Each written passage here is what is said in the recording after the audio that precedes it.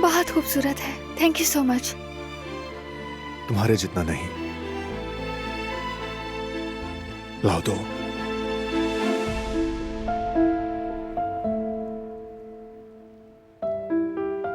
चलो अपने बाल हटाओ।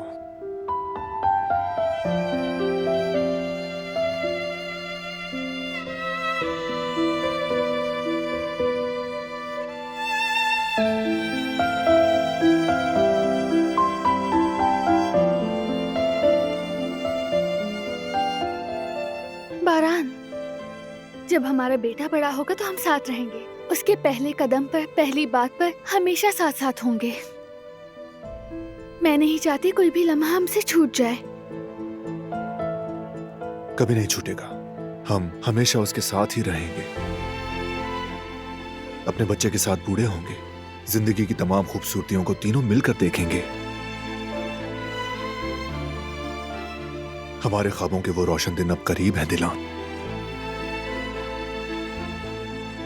हम जो भी लम्हा साथ गुजारेंगे वो हमारी फैमिली के रिश्ते को और ज्यादा मजबूत करेगा। ये वादा है मेरा तुमसे।